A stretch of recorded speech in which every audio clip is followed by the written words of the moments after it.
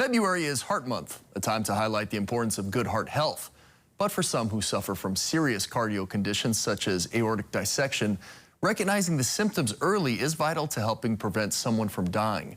This morning on Ask a Specialist, we'll talk about what you need to know with Dr. Peter Tsai, a cardiothoracic surgeon at the Queens Medical Center. Aloha and good morning, Dr. Tsai. Thank you so much for being with us. Yes, good morning, Sam. Nice to be here. First, what is aortic dissection?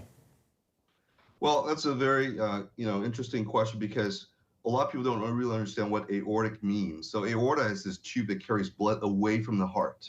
What happens is, as the heart pumps, as a pump, that tube called the aorta will carry the blood into this arch, which supplies the brain and the upper extremities, upper arms, going down to your chest, into your abdomen, and supplies the blood to the rest of your visceral organs, such as your liver, your stomach, your intestines, and ultimately your legs.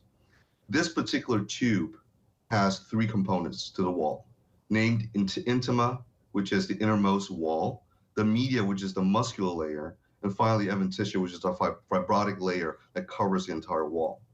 Breakage of this wall, right, called the intima, which is the innermost, will allow the blood to quote-unquote dissect between the walls and basically propagate.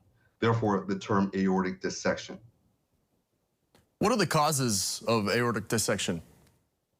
Well, the causes of aortic dissection is very simple. If you think about it, you have a tube, and this tube is carrying blood, and within the blood is pressure. So when you have high blood pressure, i.e. hypertension, it causes problems.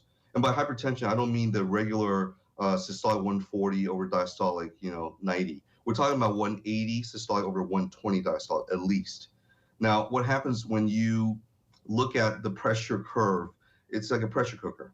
If you start to increase the pressure within the aorta, the tube, something's got to give, and usually is basically the wall. So the intima will crack, and that allows the dissection to occur. So high blood pressure is sort of the main cause for it. Now, in terms of genetics, some people with the tube has defects within the genetic component of the aortic wall.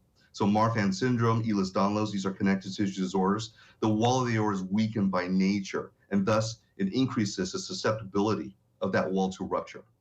Drugs, methamphetamine. This is actually a significant problem here in Hawaii. And it causes a lot of problems because taking methamphetamine, your systolic blood pressure can normally shoot over 200 in the range. And if you can imagine, at such a high pressure, the aorta has a propensity to dissect or rupture in this case. Trauma. Well, trauma, you can't really prevent that when you're involved in a motor vehicle accident. There's a linear deceleration injury with a head-on collision or a fall with a vertical deceleration injury when you fall from 20 feet or higher. And the aorta gets injured and dissects as well. Last but not least is aneurysm. Normal people have weakened walls to begin with. They have dilated aorta. These are aneurysmal. And again, with propensity with high blood pressure, this pressure cooker thing, to actually sort of dissect and cause problems. Lastly, what treatments are available for this condition?